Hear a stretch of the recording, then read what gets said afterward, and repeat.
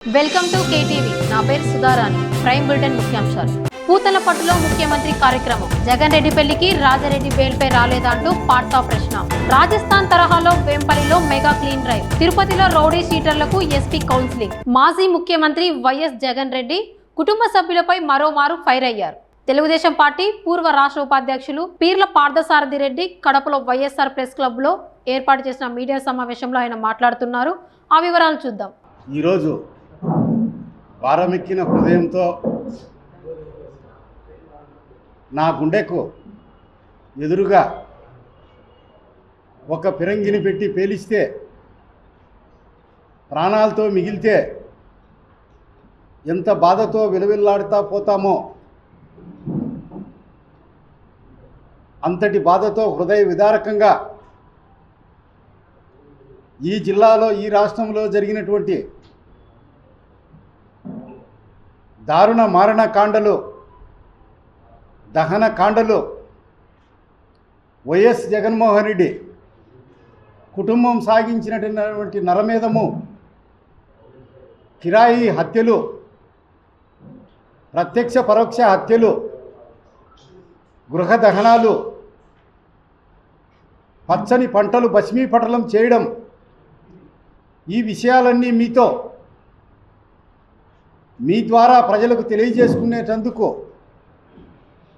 మీ ముందుకు వచ్చాను. జగన్మోహన్ రెడ్డి నిన్నగాక మొన్న నేను చాలా మంచివాణ్ణి, నా తాతను చంపిన వాళ్ళను కూడా నేను వదిలేశాను, నేను చంపాలనుకుంటే వారు బతికి ఉంటారా, ప్రశాంతంగా ప్రజల మధ్య తిరుగుతున్నారు, రాబోయే రోజుల్లో కూడా వారు ప్రశాంతంగా ఉంటారు అని చెప్పడం జరిగింది. మరి వైఎస్ జగన్ చెప్పిన మాటలన్నీ అభూత కల్పనలని, అబద్ధాలని మీకు సవివరంగా నేను ఈరోజు వివరిస్తాను. పులివెందుల నియోజకవర్గంలో వారి రాజకీయ సామ్రాజ్యం మొదలైందే హత్యలతో, గృహ దహనాలతో, మనుషులందరినీ పూర్తిగా సంహరించడం అంత అవసరం లేదనుకుంటే. కడప జిల్లా వేంపల్లిలో పారిశుద్ధ్యంపై వినూత్న ప్రయోగం ప్రారంభమైంది. రాజస్థాన్లోని జైపూర్ మున్సిపల్ కార్పొరేషన్ మోడల్ను ఆదర్శంగా తీసుకొని రాష్ట్రంలోనే తొలిసారి రాత్రి వేళల్లో మెగా క్లీన్ డ్రైవ్ నిర్వహిస్తున్నారు. జిల్లా కలెక్టర్ శ్రీధర్ చెరుకూరి ఆదేశాలతో వేంపల్లి గ్రామ పంచాయతీలో జరుగుతున్న ఈ పారిశుద్ధ్య దండయాత్ర ఇప్పుడు రాష్ట్ర వ్యాప్తంగా చర్చనీయాంశమైంది. పగటిపూట ట్రాఫిక్ జన సంచారం కారణంగా పారిశుద్ధ్య పనులకు ఆటంకం కలగకుండా రాత్రి 9:30 తర్వాత వేంపల్లి వీధుల్లో భారీ స్థాయిలో శుభ్రత కార్యక్రమాలు చేపడుతున్నారు. జిల్లాలోని పలు గ్రామ పంచాయతీల నుంచి 200 మందికి పైగా పారిశుద్ధ కార్మికులను ప్రత్యేకంగా వేంపల్లికి తరలించారు. వార్డుల వారీగా బృందాలుగా విభజించి ప్రధాన రహదారులు, వీధులు, డ్రైనేజీలు, చెత్త పేరుకుపోయిన ప్రాంతాలను పూర్తిగా శుభ్రం చేస్తున్నారు. జిల్లా పంచాయతీ అధికారి వెంకట సుబ్బయ్య, ఎంపీడీఓ, ఈవో, సచివాలయ సిబ్బంది దగ్గరుండి పనులను పర్యవేక్షిస్తున్నారు. రాత్రి వేళల్లో పనిచేస్తున్న పారిశుద్ధ్య కార్మికులకు భోజన వసతి సదుపాయాలను తెలుగుదేశం పార్టీ మండల కన్వీనర్ సింగారెడ్డి మునిరెడ్డి కల్పించారు. ఈ కార్యక్రమంలో టీడీపీ మండల నాయకులు, కార్యకర్తలు సైతం పాల్గొని కార్మికులకు అండగా నిలుస్తున్నారు. వేంపల్లిని చెత్తరహిత గ్రామంగా తీర్చిదిద్దడమే లక్ష్యంగా ఈ కార్యక్రమం చేపట్టామని TDP Pulivendula in charge BTech Ravi తెలిపారు. డ్రైనేజీ సమస్యలు, చెత్తా చెదారం పూర్తిగా తొలగించి వేంపల్లిని ఆదర్శ గ్రామంగా నిలపాలనే సంకల్పంతో ఈ ప్రయోగం చేస్తున్నామని తెలిపారు. ముఖ్యంగా ఈరోజు వేంపల్లి గ్రామ పంచాయతీలో అంటే ఒక వినూత్నమైన కార్యక్రమం ఇది.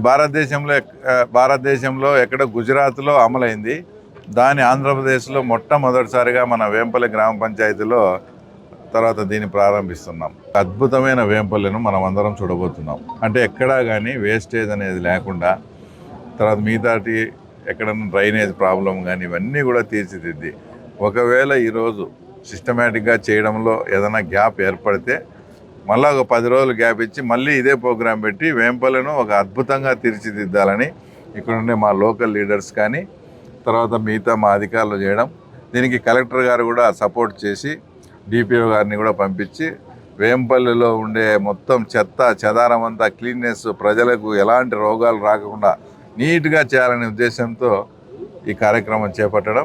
ఇది సక్సెస్గానే అయితే ఇది మేము చూపించి ఆ తర్వాత ఇలాంటి ప్రతి గ్రామ పంచాయతీలో ప్రతి మున్సిపాలిటీని కూడా ధ్యేయంగా చుట్టుపక్కల ఉండే మున్సిపాలిటీలో పనిచేసే వాళ్ళందరినీ పిలిచి ఆ మున్సిపాలిటీలో ఏముండే ఆ తర్వాత ఇలాంటి డర్టీనెస్ అంతా కూడా తుడిచివేసే విధంగా ప్లాన్ చేయడం జరిగింది.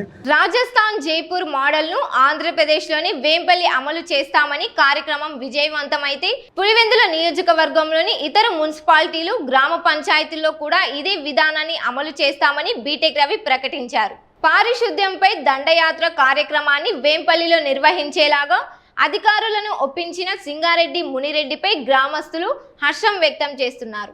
సింగారెడ్డి మునిరెడ్డి చొరవతో గ్రామ రూపురేఖలను మార్చడమే కాకుండా ప్రజల్లో పరిశుభ్రతపై అవగాహన పెంచుతుందని గ్రామ ప్రజలు ధీమా వ్యక్తం చేస్తున్నారు. తిరుపతిలోని పోలీస్ పరేడ్ గ్రౌండ్లో గంజాయి కేసులు, పోక్సో నిందితులు, రౌడీ షీటర్లకు పోలీసులు మెగా కౌన్సిలింగ్ నిర్వహించారు. జిల్లా ఎస్పీ సుబ్బారాయుడు పాల్గొని సమాజంలో మార్పు తీసుకురావడమే ఈ కార్యక్రమం లక్ష్యమన్నారు. చట్టాన్ని గౌరవించాలని, శాంతి భద్రతలకు విఘాతం కలిగిస్తే కఠిన చర్యలు తప్పవని హెచ్చరించారు. పదే పదే నేరాలకు పాల్పడితే పీడీ యాక్టు నమోదు చేస్తామని తెలిపారు.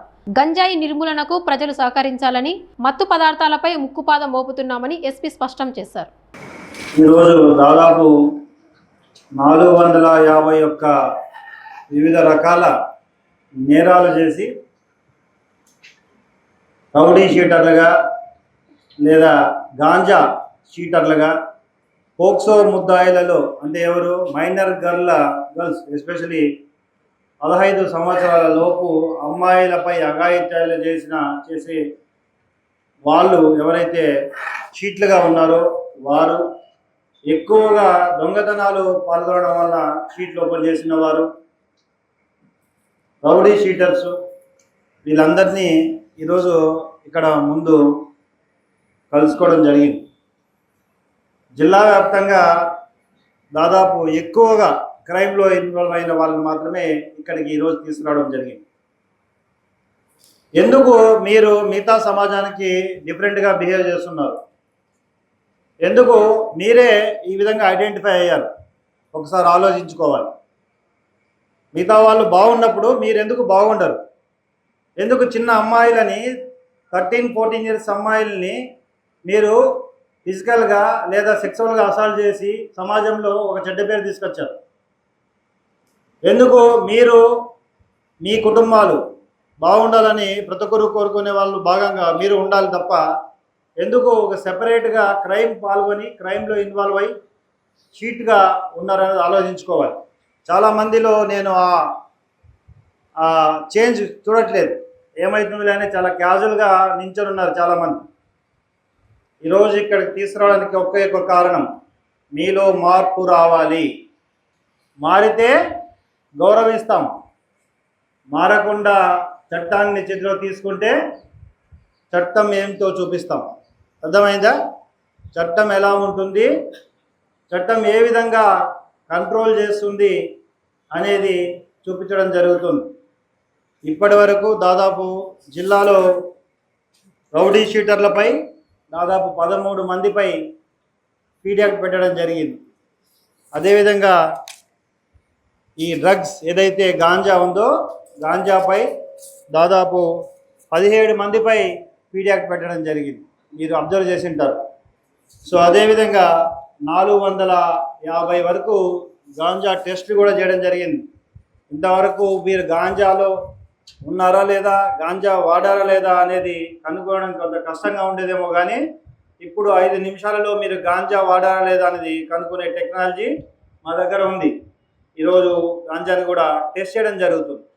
30 రోజుల వరకు మీరు గాంజా వాడిన తర్వాత మీ యూరిన్ టెస్ట్లో గాంజా వాడారా లేదనేది కనుక్కోవచ్చు.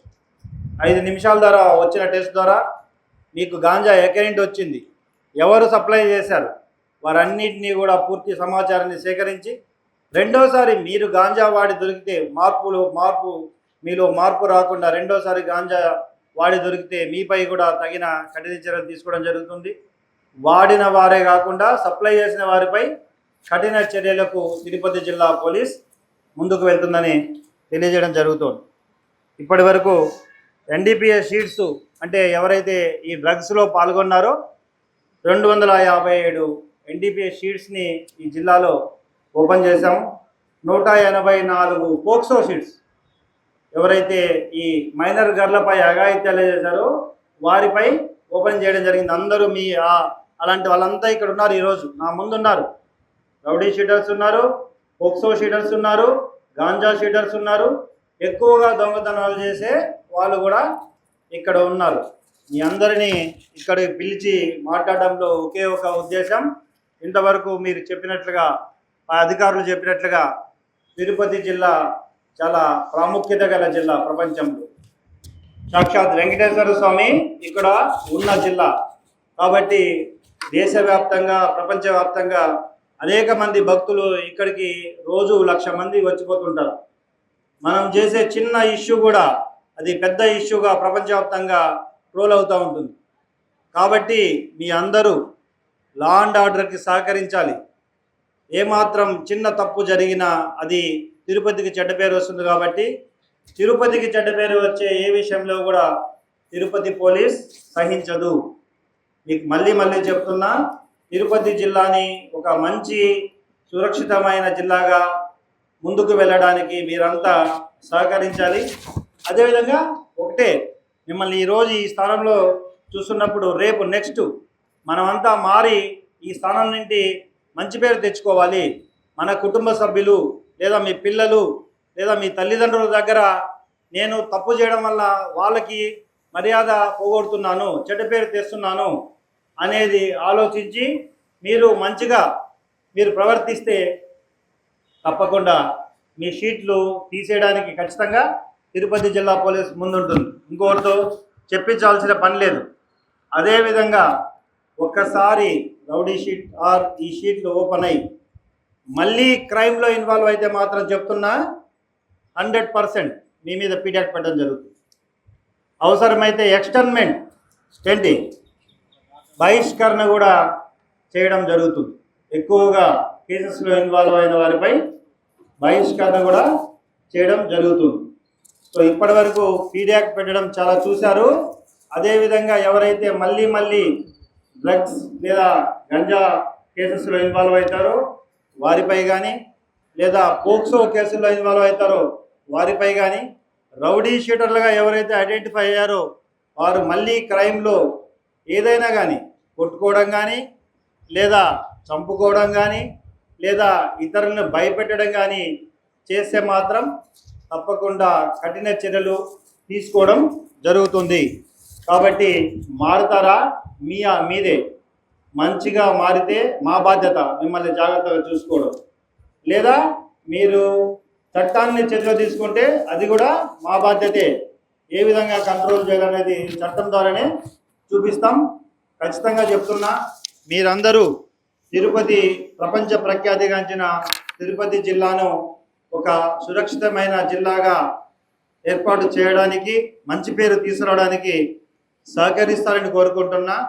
లేదని ఆధ్యాత్మిక నగరంలో గంజాయి లేదా దీన్ని సప్లై చేయడం, వాడడం జరిగినా, రౌడీజం చేసినా లేదా పోక్సో ఈ మహిళలు లేదా ఆడపిల్లల విషయంలో మీరు ఏమాత్రం చట్టాన్ని అతిక్రమించినా తాట తీస్తాం. చెప్తున్నా, ఖచ్చితంగా చెప్తున్నా, తాట తీస్తాం. మీరందరూ కూడా దీన్ని దృష్టిలో ఉంచుకొని రాబోయే రోజుల్లో మీరు ఆ విధంగా ప్రవర్తించాలని లేదా మీ అందరిపై వాచ్ పెట్టి తగిన చర్యలు తీసుకుంటామని తెలియజేస్తూ, మీ అందరికీ కూడా టెస్టులు చేస్తారు. ఇప్పుడు ఎవరైతే ఈ గంజా టెస్ట్లో పాజిటివ్ ఉంటారో అది కూడా సహకరించాలా చెప్తున్నా. మీ అందరూ కూడా ఎవరైతే పాజిటివ్ వస్తారో, నెగిటివ్ వస్తారో వారందరినీ పంపించడం జరుగుతుంది. ఇక్కడి నుండి నెగిటివ్ వస్తారో వారందరినీ కూడా ఫర్దర్ ఇంకా ఎంక్వైరీ చేసి మీకు ఎక్కడి నుండి గంజా వచ్చింది, ఎక్కడి నుండి మీరు సప్లై చేశారు, ఇవన్నీ కూడా తెలుసుకోవడం జరుగుతుంది. మీ అందరూ కూడా గంజా టెస్ట్కి సహకరించాలి. టెస్ట్ చేయించుకుందాం. గంజాయిని స్వాగతం తిరుపతి నుండి. కడప జిల్లా పులివెందులలో మాజీ ముఖ్యమంత్రి దివంగత నేత డాక్టర్ వైఎస్ రాజశేఖర్ రెడ్డి తండ్రి వైఎస్ రాజారెడ్డి 28వ వర్ధంతి కార్యక్రమం ఘనంగా నిర్వహించారు. పులివెందుల పట్టణంలోని వైఎస్ సమాధుల తోటలో గల రాజారెడ్డి ఘాట్ వద్ద వైఎస్ విజయమ్మ ప్రత్యేకంగా హాజరై పూలమాల వేసి నివాళులర్పించారు. ఈ కార్యక్రమంలో వైఎస్ మనోహర్ రెడ్డి, వైఎస్ సుధీకర్ రెడ్డి, జనార్దన్ రెడ్డి పాల్గొని రాజారెడ్డి సేవలను స్మరించుకున్నారు. అనంతరం ప్రత్యేక ప్రార్థనలు నిర్వహించి ఆయన ఆత్మకు శాంతి చేకూరాలని కోరారు. పులివెందుల ప్రాంత అభివృద్ధికి రాజారెడ్డి చేసిన సేవలను పలువురు నాయకులు గుర్తు చేసుకున్నారు. కార్యక్రమంలో వైఎస్ఆర్సీపీ నాయకులు, కార్యకర్తలు, అభిమానులు పెద్ద ఎత్తున పాల్గొని నివాళులర్పించారు.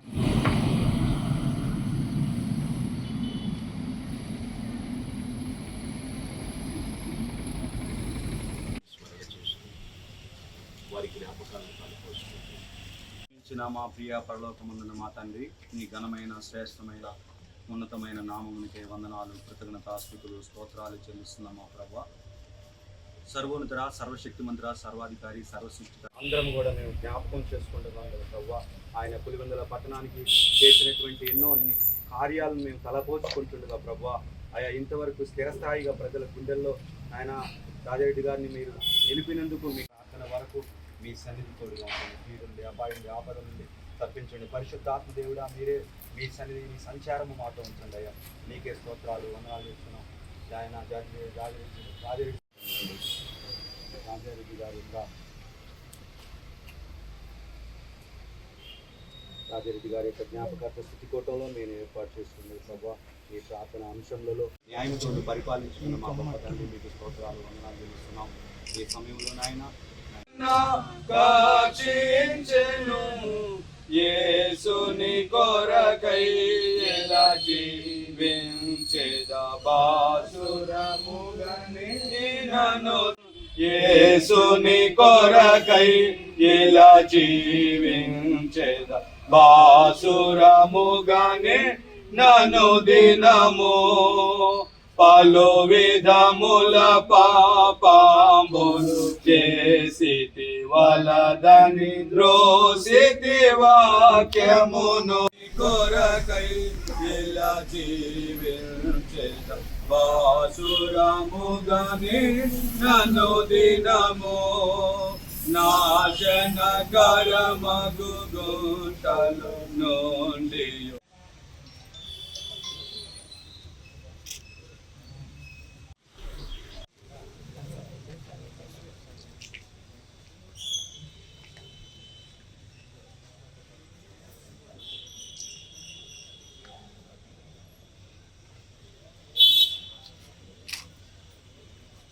పులివెందుల నియోజకవర్గంలో భారీ వర్షాలు, ఈదురుగాలులతో దెబ్బతిన్న అరటి తోటలను కడప ఎంపీ వైఎస్ అవినాష్ రెడ్డి పరిశీలించారు. లింగాల మండలం మురారిచింతల గ్రామంలో రైతులతో మాట్లాడిన ఆయన నష్టపోయిన ప్రతి రైతుకు ప్రభుత్వం పంటల బీమా అందించాలని డిమాండ్ చేశారు. పులివెందుల నియోజకవర్గంలోని పలు గ్రామాల్లో సుమారు 2000 ఎకరాల్లో అరటి తోటలు దెబ్బతిని కోట్ల రూపాయల నష్టం వాటిల్లిందన్నారు. అరటి చెట్లు నేల కొరిగిపోవడంతో రైతులు తీవ్ర ఆవేదన వ్యక్తం చేస్తున్నారని తెలిపారు. దెబ్బతిన్న పంటలను వెంటనే అంచనా వేసి రైతులను అన్ని విధాలా ఆదుకోవాలని ప్రభుత్వాన్ని వైఎస్ అవినాష్ రెడ్డి కోరారు. 21 మే రోజున మధ్యరాత్రి వీచిన పెనుగాలులకు లింగాల మండలంలో అనేక గ్రామాలు, ముఖ్యంగా మురారిచింతల, పాతిరెడ్డిపల్లి, కోమనూతల, అంబక్పల్లి, కునకనపల్లి తదితర గ్రామాలు, అదేవిధంగా పులివెందుల మండలంలో ఎర్రపల్లి, ఈ కొత్తపల్లి, ఈ పంచాయతీలకు సంబంధించిన గ్రామాలు, అదేవిధంగా వేములకు సంబంధించి మబ్బుచింతలపల్లి, భూమయ్యగారిపల్లి తదితర గ్రామాలు.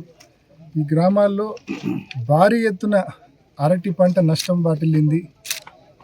పెద్ద ఎత్తున గాలులు సృష్టించిన బీభత్సం వలన దాదాపు ప్రాథమిక అంచనాల ప్రకారం ఈ గ్రామాల్లో 2000 ఎకరాలకు సంబంధించిన అరటి చెట్లు పూర్తిగా నేలమట్టమైన పరిస్థితి మనం చూస్తూ ఉన్నాం. ఇప్పటికే రైతులకు వ్యవసాయం అనేది అనేక సవాళ్లతో కూడిన పరిస్థితి. నీళ్ళ సమస్య ఒక పక్కన, నీళ్ళ సమస్యను అధిగమిస్తే గిట్టుబాటు ధరల సమస్య ఒకవైపు. ఒక వారం బాగుంటే 3 వారాలు గిట్టుబాటు ధర ఉండదు. ఈ గిట్టుబాటు ధర సమస్యను కూడా అధిగమించి మంచి దిగుబడి తీస్తే ఈ మాదిరి ప్రకృతి ఈ రూపంలో వచ్చి 1000 ఎకరాల్లో చెట్లను పూర్తిగా నేలమట్టం చేసి రైతుల కష్టం రైతుల కష్టం అంతా కూడా వృధా అయిన పరిస్థితి మనం చూస్తూ ఉన్నాం.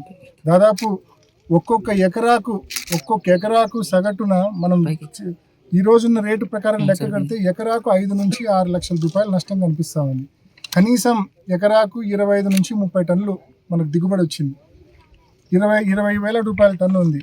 అంటే ఏ రకంగా చూసినా కూడా 5 నుంచి 6 లక్షల రూపాయలు పర్ ఏకర్ రైతుకు సంబంధించి నష్టం వాటిల్లింది. అంటే ఈ మాదిరి దాదాపు 2000 ఎకరాలకు సంబంధించిన నష్టం.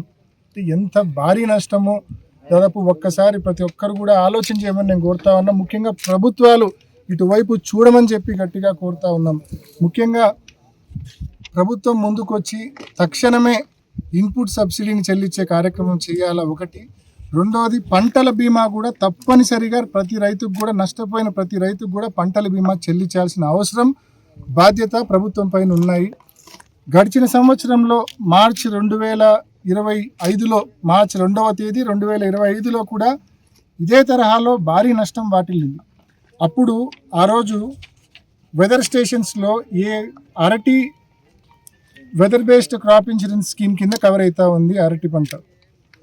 ఈ weather based crop insurance scheme కేవలం ఆటోమేటిక్ వెదర్ స్టేషన్స్ ఏవైతే ఉన్నాయో అవి గాలి వేగాన్ని రికార్డ్ చేస్తాయి. సో ఇంత వేగంతో గాలి వీచి చెట్లు పడిపోతే అప్పుడు పంటల బీమా కవర్ అవుతుంది అని చెప్పి దానికి రూల్స్ ఉన్నాయి, పంటల బీమాకు సంబంధించిన రూల్స్. కానీ దురదృష్టవశాత్తు మార్చి 2025లో వీచినప్పుడు కూడా అప్పుడు చెక్ చేస్తే వెదర్ స్టేషన్స్ పనే చేయడం లేదు. రైతుకు బీమా రావాలంటే వెదర్ స్టేషన్స్లో రికార్డ్ అయ్యే గాలి వేగమే ప్రామాణికం. పోనీ అక్కడ గాలి వేగం ఎంత రికార్డ్ అయిందో వెదర్ స్టేషన్స్లో చూద్దామంటే అక్కడ ఆ వెదర్ స్టేషన్స్ పనే చేయడం లేదు. 2025లో మార్చిలో జరిగినప్పుడు కూడా వెదర్ స్టేషన్స్ రికార్డు తీస్తే నాట్ అప్లికబుల్ అని చెప్పి ఏ వెదర్ స్టేషన్లో ఈ మాదిరి నష్టం జరిగిన ఏ గ్రామానికి సంబంధించిన వెదర్ స్టేషన్లో తీసినా కూడా నాట్ అప్లికబుల్, అంటే గాలి వేగమే రికార్డు కాలేదనేది స్పష్టమవుతా ఉంది. అదేవిధంగా నిన్నటి రోజున 21 మే 2026 నుంచి 22 మే 2026 అంటే ఈ నష్టం వాటిల్లిన సమయం 21 మధ్యరాత్రి మనకు ఈ మాదిరి గాలి వచ్చి చెట్లు పడిపోయిన పరిస్థితి. మరి ఆ టైంలో కూడా ఆ 24 అవర్స్లో కూడా ఒక్కసారి ఆ 24 అవర్స్కి సంబంధించిన వెదర్ స్టేషన్స్కి సంబంధించిన గాలి వేగం ఒకసారి చెక్ చేస్తే లింగాల 21 km/h స్పీడ్లో ఇక్కడ రికార్డ్ అయింది. వేరేజ్ ఇప్పట్ల గ్రామానికి వచ్చే కొద్దీ నాట్ అప్లికబుల్. కింద చూస్తే మురార్చింతల గ్రామానికి సంబంధించి రికార్డే గాలి వేగము. ఒకవైపు ఏమో వెదర్ స్టేషన్లలో గాలి వేగమే రికార్డు కాలేదు, మరోవైపు ఇక్కడ చూస్తే 100 ఎకరాల్లో భారీ నష్టం, ప్రతి ఎకరాకు లక్షల రూపాయల నష్టం. మరి ఈ మాదిరి వెదర్ స్టేషన్స్ పనిచేయకపోవడం వలన, గాలి వేగం నమోదు కాకపోవడం వలన రైతులకు బీమా ఇవ్వకుండా ఉండడము సవ్యమేనా అని చెప్పి ప్రభుత్వాన్ని నేను ప్రశ్నిస్తా ఉన్నా. మరి గడిచిన సంవత్సరము జిల్లా కలెక్టర్ గారిని మనవి చేస్తే జిల్లా కలెక్టర్ గారు ఈ మేరకు ఇఫ్కో టోక్యో అనే ఇన్సూరెన్స్ కంపెనీకి లేఖ రాశారు. ఆయన లేఖలో కూడా స్పష్టంగా రాశారు. ఆయన లేఖలో కూడా భారీ ఎత్తున నష్టం వాటిల్లింది. ఆ నష్టానికి సంబంధించిన గాలి వేగాన్ని నమోదు చూద్దామంటే కనుక వెదర్ స్టేషన్స్లో గాలి వేగం నమోదు కాలేదు, వెదర్ స్టేషన్స్ పనిచేయడం లేదు. కాబట్టి రైతు తప్పిదం లేదు, కాబట్టి రైతుకు పంటల బీమా చెల్లించండి అని చెప్పి కలెక్టర్ గారు ఇఫ్కో టోక్యో అనే ఇన్సూరెన్స్ కంపెనీకి గడిచిన సంవత్సరం రాసినారు. మరి ఈ సంవత్సరం ఇప్పుడు కూడా ఇదే పరిస్థితి. ఆటోమేటిక్ వెదర్ స్టేషన్స్ పనిచేయడంలా, గాలి వేగం ఎంతో తెలుసుకునే పరిస్థితి లేదు. కాబట్టి రైతుకు హక్కుగా రావాల్సిన పంటల బీమా ఇచ్చి తీరాల్సిన బాధ్యత ప్రభుత్వం మీద, పంటల బీమా సంస్థల మీద ఉందనే విషయాన్ని గట్టిగా గుర్తు చేస్తా ఉన్నాం.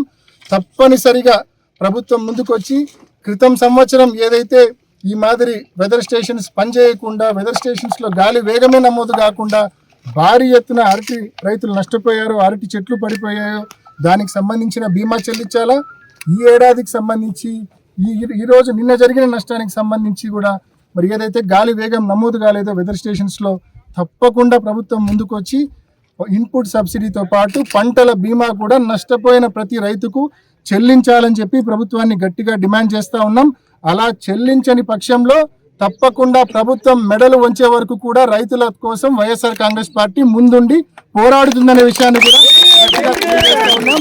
దీనికోసం న్యాయ పోరాటానికి సైతం మేము వెనకాడము. రైతుకు తప్పిదం కాదు ఇది. ఇది వెదర్ స్టేషన్స్ పని చేస్తున్నాయా పని చేయట్లేదా చూసుకోవాల్సిన బాధ్యత ప్రభుత్వానిది, అదేవిధంగా స్టాటిస్టిక్స్ సంబంధించిన అధికారులది, అదేవిధంగా పంటల బీమా సంస్థలది. రైతు బాధ్యత కాదు. సో మీరు దాని ఆధారంగా పంటల బీమా ఇచ్చేటప్పుడు అవి పని చేయకపోతే అది రైతు తప్పు కాదు అది. సో తప్పకుండా అందులో గాలి వేగం నమోదు కాలేదు కాబట్టి చెట్లు పడిపోయిన నష్టం వాటిల్లింది కాబట్టి తప్పకుండా మీ తప్పిదాన్ని మీరు దయచేసి కవరప్ చేసుకోవద్దండి. తప్పకుండా ముందుకొచ్చి ప్రతి రైతుకు కూడా పంటల బీమా చెల్లించమని చెప్పి అధికార పార్టీని గట్టిగా డిమాండ్ చేస్తూ ఉన్నాం. అదేవిధంగా ఈ జిల్లాకు సంబంధించి ఈ నియోజకవర్గానికి సంబంధించిన నాయకులను కూడా మేము మనవి చేస్తూ ఉన్నాం. అధికార పార్టీ నాయకులను మేము మనవి చేస్తూ ఉన్నాం. ఈ ఏదైతే గాలి వేగాన్ని ఈ గ్రామాలకు సంబంధించిన వెదర్ స్టేషన్స్ రికార్డు చేయలేకపోయిందో అది రైతులకు సంబంధించిన తప్పు కాదు, అది అధికారులకు సంబంధించిన వైఫల్యము. ఆ డివైజెస్ ఆ స్టేషన్స్ పనిచేస్తున్నాయో లేదో చూసుకోవాల్సిన బాధ్యత వాళ్ళది. కాబట్టి అవి పనిచేయలేదు కాబట్టి గాలి వేగం రికార్డు కాలేదు కాబట్టి రైతులను దానికి బాధ్యులు చేయకుండా తప్పకుండా ప్రభుత్వం ముందుకొచ్చి స్థానిక నాయకులు కూడా చిత్తశుద్ధితో ప్రభుత్వం దృష్టికి తీసుకెళ్లి ప్రతి రైతుకు కూడా పంటల బీమా వచ్చే దిశగా స్థానిక నాయకులు కూడా ఖచ్చితంగా కృషి చేయాలని చెప్పి గట్టిగా అందరినీ డిమాండ్ చేస్తా ఉన్నాం. ఉలింగాల మండలంలోని మురారి చింతల, తాతిరెడ్డిపల్లి, కోమన్నతల గ్రామాల్లో భారీ వర్షాలు, ఈదుల గాలులకు దెబ్బతిన్న అరటి తోటలను Pulivendula TDP incharge BTech Ravi పరిశీలించారు. రైతులతో మాట్లాడిన ఆయన ప్రభుత్వం నష్టపోయిన రైతులకు అన్ని విధాలా ఆదుకుంటుందని భరోసా ఇచ్చారు. పంట నష్టంపై అధికారులు వెంటనే నివేదిక సిద్ధం చేసి పరిహారం అందేలా చర్యలు తీసుకుంటామని తెలిపారు. కార్యక్రమంలో దేవిరెడ్డి సంజీవరెడ్డి, విశ్వనాథరెడ్డి, గడ్డం అమర్నాథ్ యాదవ్, ఓబుల్ రెడ్డి, సురేంద్రారెడ్డి, కూటమి నాయకులు, కార్యకర్తలు పాల్గొన్నారు. ఇప్పుడు మనము డ్రిప్పు కావాల్సింటే అది మళ్ళీ మనం జనరల్గా ఇవ్వరు కదా రెండోసారి. అలా డ్రిప్పు కావాల్సింటే ఇప్పిస్తాము, దాని పిల్లకలకు కావాల్సింటే ఇది చేస్తాము, నష్టపరిహారం ఏదో హెక్టార్ కింద అది మాట్లాడి చేస్తాము. కానీ అసలు దీనికి సంవత్సరం పడిపోతున్నాయి. ఈ పొద్దు మీ ఊరు పడతానే, రేపు తాతిరెడ్డిపల్లె పడుతుంది, రేపు ఇంకోసాడ పడుతుంది. ఇంకా మీ అన్న కొండ ప్రాంతాలే రొంత తట్టుకునే. మాదందైతే మేమంతా అరటేస్తాను. ఇప్పుడు మాదంతా ఇంకా ప్లెయిన్ ల్యాండ్ మా మండలం అంతా. దీనికి ఏమన్నా మీరు ఆలోచన చేసినారా? దీనికి ఇది నివారించడానికి మీ దగ్గర ఏదన్నా ఒక ఐడియా కానీ మార్గం ఏదన్నా ఉందే? కాదమ్మా, జరగకముందు ఎట్లా ఏమని ఎవరికి మీరు పంట ఎత్తారు? ఇప్పుడు నువ్వు ఎకరాకు 1,00,000 పెట్టుకునేవా? 1,50,000 అయిందా? 1,00,000 రూపాయలు అయింది. 5 లక్షలు నీ పెట్టుబడి. ఇప్పుడు దాదాపు సగం పోయిందా? అంతా పోయింది. నీకు 5 లక్షలు ఏ రూపంలో కూడా నీకు 5 లక్షలు ప్రభుత్వం ఇచ్చే పరిస్థితి కానీ నేను ఆదుకునే పరిస్థితి 5 లక్షలు ఏదో ఎకరాకు మళ్ళా నువ్వు పంట పెట్టుకునే దానికో మేము చేయగలం. ఈ సమస్యను ఈ రైతులు మీరు ఆలోచన చేసి దీనికి ఇది రాకుండా ఏదైనా పరిష్కారం ఉందా? గాలి కాదు, ఇన్సూరెన్స్ కట్టడమా, ఇంకోటి ఏదో ఒకటి చేస్తే కదా. లేకపోతే ఇప్పుడు ఈ సంవత్సరం ఈడ పడుతుంది, ఇంకోటి పడుతుంది, ఇది 3వ సంవత్సరం ఇట్లా ఏదో కొన్నిసార్లు జరుగుతుంది కదా, జరుగుతానే ఉంది కదా. ఆలోచన ఉండాలి కదా మనకు. ఇట్లా వచ్చినప్పుడు ఏమని మనం కొంత అరటి చెట్లకు పెడతాం, కొంత శనక్కాయకి పెడతాం, కొంత పత్తికి పెడతాం. అది అట్లా ఉండకూడదు. మా అరటికి అనేది సపరేట్ గా ఉండాలి. అరటికి ఇన్సూరెన్స్ కాదు క్రాప్. ఇప్పుడు కంప ఉంది మనకి ఏ రోజు ఇన్ని రోజులు పడింది, ఒక రోజు అట్లా కాదమ్మా గంగాధర, అది కాదు. ఇప్పుడు శనక్కాయకు కట్టేది నామినల్ అమౌంట్, ఎకరాకి 20,000 కూడా నష్టం రాదు. ఇల్లు ఎకరాకు 1,00,000 రూపాయలు. సపరేట్గా అరటికి గాలి వాన బీభత్సం వచ్చినప్పటికే ఇదనే అమౌంట్ కట్టించుకుంటే వచ్చి చూసుకొని వాళ్ళు అమౌంట్ ఇచ్చేట్టుగా ఉండాలి. ఆ పరిస్థితి అయితే తప్ప దీంట్లోంచి ఇంకా అది ఒకటి కాకుండా వేరే ఏమన్నా మార్గం ఉందా? నేను ఇప్పుడు జరిగిన నష్టం గురించి ఆలోచించడంలే, భవిష్యత్తులో ఇంకా ఏమన్నా జరిగినప్పుడు కూడా ఏం చేయాలనేది. ఇప్పుడంటే ఏముంది, హార్టికల్చరల్ రాసుకుంటారు, చెప్తాము మేము 2 నెలలకు 3 నెలలకు వాళ్ళు ప్రభుత్వం నుంచి వచ్చేది వస్తుంది. అది కాదు కదా సమస్య. కాదు, ఇది జరగాలంటే మామూలుగా పత్తికి శనక్కాయకు ఎట్లయితే ఇన్సూరెన్స్ ఉందో స్టేట్ గవర్నమెంట్ సెంట్రల్ గవర్నమెంట్ 2 కలిపి జాయింట్ గా చేస్తారు. చేసేటప్పుడు ప్రీమియం కట్టేటప్పుడు 50% ప్రీమియం రైతు కడితే 50% గవర్నమెంట్ కడుతుంది, స్టేట్ గవర్నమెంట్. అట్లా ఒకటి కలెక్టర్ దగ్గర ఒకటి అది రైతులది అరటి రైతులదే మీటింగ్ అన్నా పెట్టిస్తాం. పెట్టించాలి. అవద్దన్నా వచ్చి అందరి సమస్య చెప్పి ముఖ్యంగా ఇదే పరిష్కారం. దీనికి ఏం చేయాలా, ఎట్లా, మా పరిస్థితి ఏంది, మేము కావాలంటే ఇన్సూరెన్స్ అమౌంట్ ప్రభుత్వం కట్టాల్సిన పనిలే, మనమైనా కడదాం రైతులం. దీనికి ఒక పరిష్కారం కావాలా? ఇప్పుడు మామూలు కట్టాలనే తీసుకోవట్లేదు కదా, కనీసం దాంట్లో చేర్చేదానికన్నా మన ప్రయత్నం చేసి ఈ రోజు ఉన్నది కడపలో పెద్ద సదస్సు 22 నుంచి 23, 24 అని అది ఎత్తేసినారు. మళ్ళీ పోస్ట్ పోన్ అయింది. ఈ రోజు రైతులందరినీ పిలిచిపోయి నువ్వు ఆ రోజు ఆ నుంచి ప్రపోజల్ చూడండి. ఓన్లీ అరటి గురించే మాట్లాడదాం. మనం దీనికి ఎన్ని రాపించుకోండి మా, ఎంత ముందు ఏం నష్టం జరిగిందో ఎన్ని ఎకరాలో రాపియండి. నిన్న రాసినారన్నా ఇది మొత్తం అన్ని రాసినారమ్మా. ఓన్లీ మురాడు దింతల పంచాయతీలో నీకు ఎంత ఎన్ని ఎకరాలు పోయింది టోటల్? ఉంటే అన్ని ఏం లేకుండా నువ్వు నీ సచివాలయ పరిధిలో దిగువపల్లె మురాడు చింతలు వస్తుంది, గునకరపల్లి ఏమైనా డ్యామేజ్ లేమారు కానీ నీట్ గా రాపిచ్చి ఎంటర్ చేయండి ముందు, ఇబ్బంది లేకుండా. ఎందుకంటే మొన్న ఏం జరిగిందంటే సవితమ్మ వచ్చి కొన్ని తాతిరెడ్డిపల్లి ఆ ఏరియా పైన చూసింది. దాని తర్వాత మళ్ళీ మేము వచ్చి చూసాం. మేము వచ్చి చూసిన వాళ్ళందరికీ వచ్చినాయి. ఆ ఎక్కపోయిన దానికి పెండింగ్ పడింది.